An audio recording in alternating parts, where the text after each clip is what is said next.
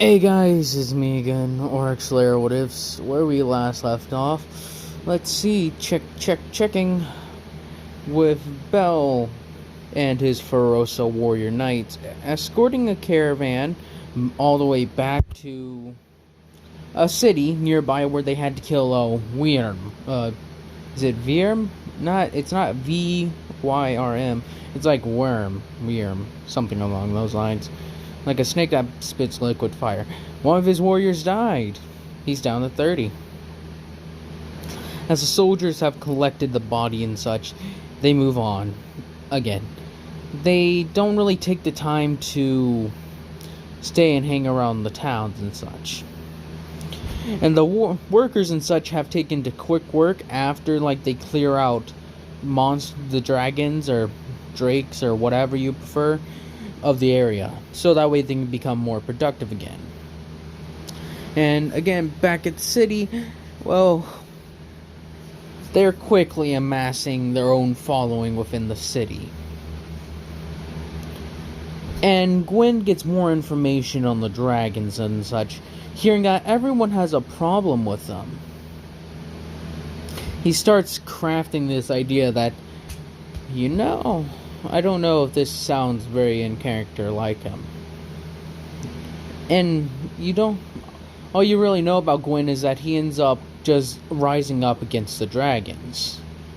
And Gwyn sees this as the same way. If he rises up against the dragons and builds his own kingdom, quote-unquote kingdom, like I said, he and his family would be set, and the world would, and a lot of his pantheon or religion would gain a lot of followers with them doing this.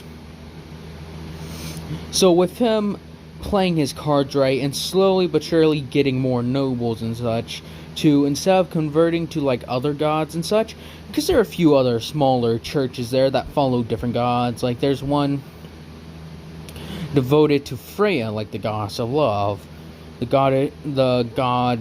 goddess Hephaestus, who's like the god of smithing. He decides to leave that one alone. Like, because as far as I know, there's no smithing god in Dark Souls lore. He sees no point in getting rid of that. So if he gets rid of the other things that oppose his pantheon's god, like goddess Freya, or that church, slowly but surely getting the nobles and such to convert to his religion, or even those that support them either way. Getting more to follow Guinevere and Gwendolyn. And a small little church for his son, for like warriors and such. And someone pointed this out to me, I forget, was it Unknown Atlas or someone else? Well, what they point out is that he is the god of war and is a dragon-slaying god of war and master at arms.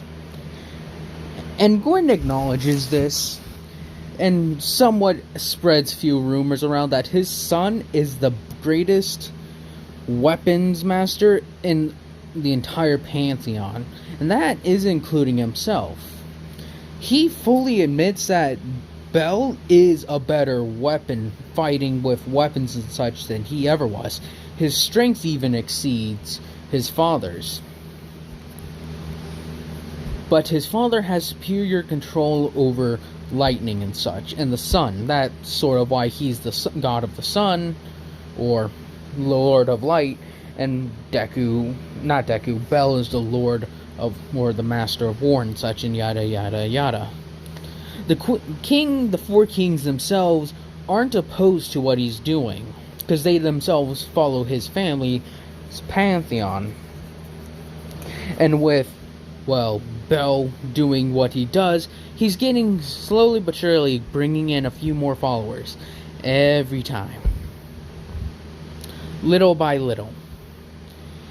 And one day, when Bell and his troops are traveling, they again run into another caravan. But it isn't like a caravan, it's more like a one person, like a group, like a family. With a father, his wife, 2 daughters, and like 3 sons. The eldest is the son, and he's 18, just so, like, pointing this out. And they don't hear anything. But the son's like, "Father, get back!" So he rushes in with a round shield, hitting him back and pushing this creature back. It's like a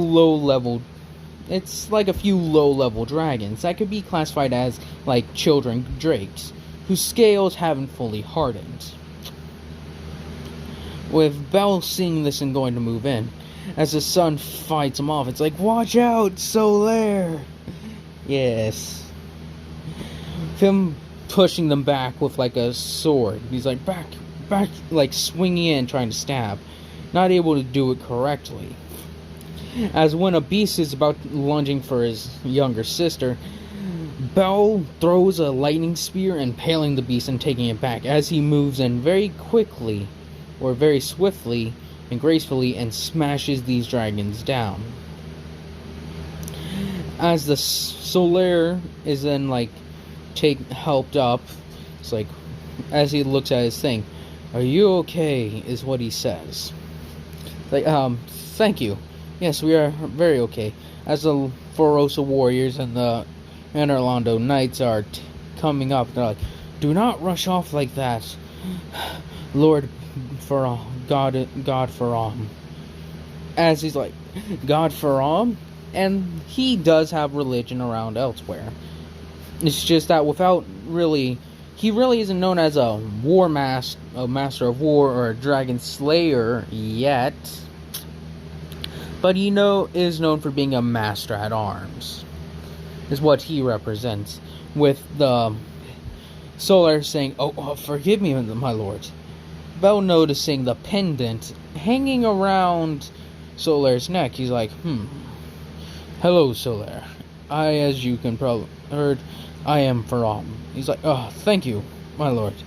I'm like, "So, where's it that you and your family are heading?" "We are heading to one of the cities, sir. Our farm was destroyed by dragons." Like, I see. "And well done, Solaire. You could use a bit of help, but you did use the sword very gracefully. Well, not gracefully, but very well for what seems to be like a beginner." As Belle and his warriors escort them along the ways. Another escorting job. Luckily, well, it's about half a ways away before like where they reach their destination, and halfway through they split off. Belle deciding that a good idea would probably be to split off his people and send them on each other. Like, split the remaining forces he has and send them with them. The Forosa warriors, not doubting a single second, then move with Solaire and his family. And Solaire asks if they need a navigator, he'd be happy to provide. His mother saying, "What are you doing?" He's like, "Stop it." As he explains that, well, the areas around there aren't as charted as well, and our farm was that way. Belle thinking about this for a minute and says, "Very well. We shall accept you into our service, Solaire. Do not worry, man. We shall return your son unharmed." As they split off, Belle and his little troop are moving towards where this new dragon is. They haven't had very good reports on it, so Belle decides to ask Solaire, "So, Solaire, what is this dragon? What does it look like? And does it fly? Is it a snake? What?" He's like, "Oh, it flies. It's red and spits fire." He's like, "So it seems to be a fire drake, "I believe so, sir, but it isn't as big as I heard some of the stories of dragons." "Could you explain?" "Well, it's from our farm to our house. That's how big it was." It's like, how far away from, barn from the house? It's like, it was like 60 feet, maybe. Yeah, 60 feet. He's like, that really isn't that big. So how did it drive you out? It came in the middle of the night, sir. Destroyed all our... Well, not sir, but my lord. It destroyed our crops in the middle of the night and burned our stables and such. Like, oh, what kind of farm did you have? Oh, we just mainly raised horses and a few cows and chickens here and there. And we did have a little portion of crops that we grew every day and night. It's like, well, fear not, Solaire. We shall help you deal with this dragon. Like, thank you, my lord. And, he's curious and asks, so, how do you do the whole... It's like, lightning? It's like, yes. As he goes, well, to put it simply, I gather the energy in my hand, and I imagine it appearing. Is how he's going on explaining it, is how his father explained it to him. And I charge it up and feel it very quickly. And depending on how strong I want to be, I give more thought in how much I want it to hit. And how hard I want to hit. But how hard it hits, and how much energy it drains from me. Because, believe it or not, even gods have their limits. As he's explaining it, he's like, oh, I see. So, as he's thinking about it, it's like, thank you for explaining, my lord. It's like, this is no problem, Solaire. So as they continue walking, and they can, well, like I said, continue walking. They wandering. Solaire still has his sword and his shield. And he has some makeshift armor with the whole sun thing on it.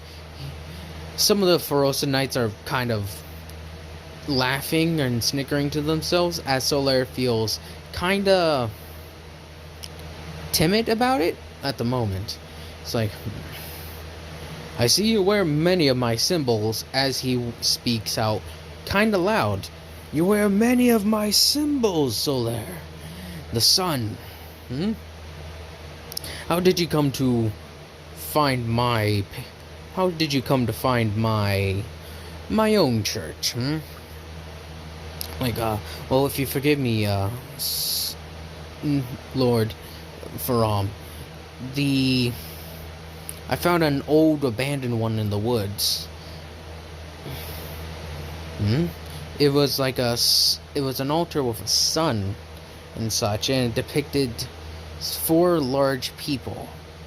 And some prophets and such of theirs, like that have foresight, like the 4 kings, and they do have stories on what the gods look like. So some of them do have the whole pictures and such set up. And the statue itself did not have him with the giant cross spear. It just has him standing there. Just being like very intimidating. Not with any weapons, just standing there. Shirtless and such, with his white hair flowing in a way. It's like, he's like, as he's speaking, sorry. As he speaks, he says that many people don't worship him. It's like, it's cause, well, it's not that you aren't a good god, my lord. I think otherwise. It's just that there are a lot of gods that resemble strength and such, and we do have more of their feats that are known to us. It's just that for you, well, my feats are unknown. And he thinks, so, I guess they don't tell humans what we do as punishments. Guess that makes sense. Not at least for some of them. Some of the gods. He doesn't stay on the thought too much. As they get closer, he's like, sir, my lord, it was only just up here is where our village was, our little farm was. He's like, alright, Solaire, Lion Ferosa Knights, come. Solaire. He's like, Solaire, hang back for a little bit. just in case. Like I promised your mother, I will return you safely towards them. As Solaire is like, yes sir, as he stands back. But unbeknownst to Bell, he sort of sneaks, wanting to see his god in action. The frozen knight starts snickering. He's like, well, Lord Faram, it seems you got quite the follower there. I'd say if he actually had some actual experience, he would actually be intimidating, but he's very scrawny and his armor is a joke. He isn't wearing the helmet or anything. It's like he has the sack and such. And it's like a very crude set of armor. He doesn't have the chainmail or anything.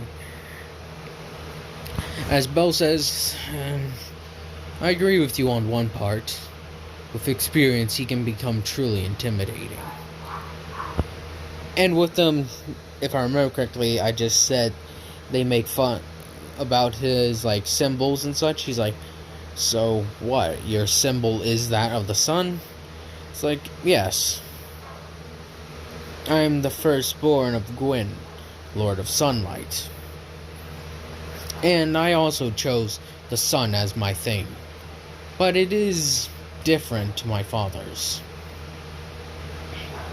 My father's is a perfectly round one, with mine having points on it, as like, and the points are curved in it. If I remember correctly, that's how he has his thing. And that's how he decides to have his armor and such, as he points it out. It is said that in the symbols of your god, if you have enough faith, can give you protection or power. So I see why he puts it on his clothing or armor, as well as his shield. And his necklace, as he points it out. The Feroza Knights not mocking him then. They start thinking, do we have any war paint, brothers? I don't know. So as they finally finish approaching the thing, Bell shouts out to them, be ready, the beast could come swooping down on us any minute now. As they start fanning out and getting into positions to hide, while Bell walks out into the middle of the scorched earth. In a matter of seconds, the beast swoops down and just breathes fire on him as he dodges away. He then throws a lightning spear, a very quick one, and manages to hit it a little bit. And it does hurt it, but not a lot. Kind of like how when he gets stabbed, quote-unquote, by a beast. It may cut the skin, and it may pierce him a little bit, but it won't really ever harm him to the extent it would do a normal man. Or even or any normal god for that fact. Like, because I know gods have extraordinarily great feats of strength. Like with Thor, I thought Thor dies to a giant wolf, if I remember. No, in Ragnarok, it's depicted that I'm pretty sure that Odin dies to Fafnir, or what the giant wolf is called. Fenrir, there we go. Fenrir. And then Thor dies to the German serpent because of its poison. And venom is how he dies. But I digress with what I was saying. With Bell trying to keep its attention on him, as he's trying to get it to land, but the beast just will not. So as he resorts to throwing lightning strikes into the air and trying to get lightning strikes on it, he does not take the threat of the dragon lightly, because he does have warriors around. So as he's trying to get the beast to fly down, he manages to hit its wing, causing it to crash. This beast is still pretty big, for most men at least. He goes toe-to-toe with it, slicing his blade with lightning infused to it. The beast actually staying out of range, and actually uses it swings around and hits him with the tail, sending him flying. That's when the Knights of Feroza come charging in, trying to stab into it with their axes, smashing and trying to cut into it, but their axes are effective to an extent, but not very. This isn't like a very high level dragon. Well, it's like between ridiculous level, like ancient dragon levels, like with them being stone scales completely, like in the Dark Souls game, and between basilisk. Well, not basilisk, but between the fire drakes, you know, and you see in Dark Souls 1 as well. Them with him fighting against them. As they try to cut into it and are exceeding to an extent, Bell comes trying to rush in again, throwing lightning. With Solaire seeing them in action, being amazed. But as the battle looks like it's starting to work, that's when another shadow shows up. It's another one, a blue one in fact, and it starts spitting lightning all over. The Ferocinites are caught into the last, I'd say it'd probably be around 4, get toasted and electrified and just die. Them falling to the ground. Bell, seeing this, tries to like get the warriors out of there because the information was not correct. Them him thinking, did Solaire not give us the truth? No, he wouldn't do it. I may have not known him for that long, maybe about a week or so, but he would not lie about the amount of dragons there are. As he's like, this one is new. As he charges up more lightning in his blade, going to try and fight the fire drake that's already down on the ground, with the Ferocinites being tossed away. A few more of them dying. I say around 3 of them die, so that gives a total of 7 that have perished. And from his 14 that were with them, 14 that was with them, 7 remain. As Bell is trying to get the Ferocinites back out, so that way he could focus on the 2 dragons by himself. When the lightning one's about to send another thing of lightning, Solaire remembers what he says and prays that it actually works. So he starts feeling it and charges up the lightning strike. As in the forest, Bell sees this as he turns his head for a second after smashing the fire drake in the face, sending it flying, sprawling a little bit. He sees Solaire charging up the lightning strike and charges it, throws a very quick one that then gets the beast right in the eye. As it freaks out for a second and goes crashing down because of severe pain. Doesn't reach the brain and go straight through the brain. Solaire thanks proudly to himself, then notices how Bell is looking at him. Bell being so, not irritated, but why is he here? I told him to stand back for his own safety. But then he looks at, see that the lightning drake was about to hit Bell. Hit the remaining Ferocinites are trying to get away. As he gives a nod to Solaire, as he's like, as then he gets another one and throws it at the fire drake that's about to try and lunge forward at him. He wouldn't actually be harmed by a little bit. If it like clamped its jaws around him, sure, he'd probably start to hurt. Maybe pierce his skin a bit, but it wouldn't necessarily be that dangerous with his strength and all. With Bell, before it even gets a chance, he throws it again, getting it right in the jaw, actually. And it sears that jaw part, so that thing screams even more. With the blue one trying to regain its composure, Bell tells Solaire to focus down on the blue one. Try to keep it away from the men. As he's like, yes sir. As he tells Ferocinites, fight with Solaire to take down the beast. As they understand this and get to the work immediately. As Solaire throws 1 or 2 more and hitting it in the face. With the warriors then going and attacking the face, hitting some of the spots that have been hit by lightning. Aside from the eye, it gets hit right there along the neck, like sort of where it goes through, like hits the neck on the sideways path, goes all the way and scorching the neck. As then it gets hit another time right in the center of its head, not pretty much going all the way through. Its skull is thick and hard. with then Bell focusing on the other fire drake, charging up all his strength and taking this, knowing that if he doesn't hurry this up, more of his warriors would die. It's like, he finds it odd.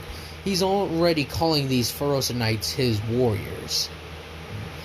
Then striking down the beast with a swift slice, cutting off its head, and cutting off the top part of its head, leaving the jaw and the neck standing there. As then he rushes over to go assist with the other drake, but seeing that with Solaire's lightning ability, channeled the lightning, though he is a novice when it comes to swordsmanship, he does seem to have a natural talent for the lightning, for the sunlight arts, with then those warriors of Ferosa pretty much coming over and slapping him on the shoulder. He is a little bit smaller than them, guarantee, as they slap on the shoulder, saying, "Well done." And you guys may think, well, does that mean when I say he's 18 and Bell is 18, does that mean they both are 18?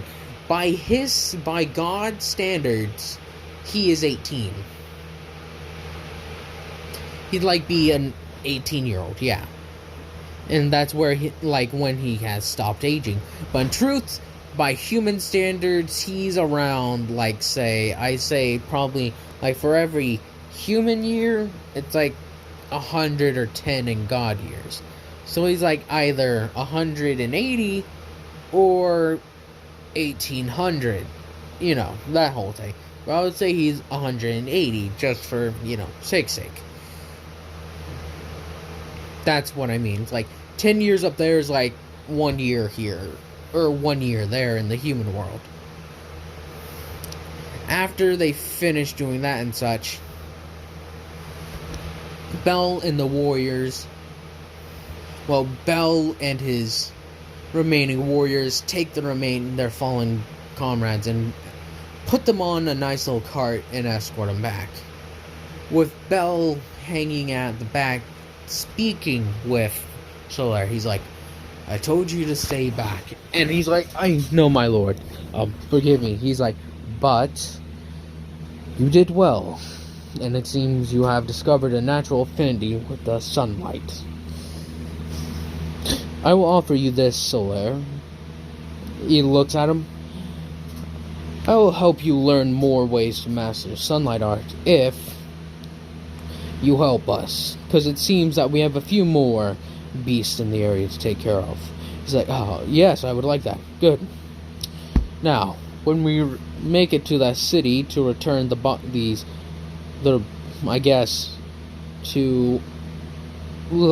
so that your family sees you're okay and to rejoin with my men, we may have to get you some more armor." As he's like, "Sir, what I have is no. It is to ensure your safety. Understand?" He's like, "Sorry, I got hair. Yes, my lord." "Very well then. And remember, praise the sun. Praise the sun indeed, my lord." As they make their way back to the city. Well, I hope y'all have enjoyed this, and I hope y'all continue to enjoy this. And again, for a third time's charm, I hope y'all have a nice day, nice night, nice life.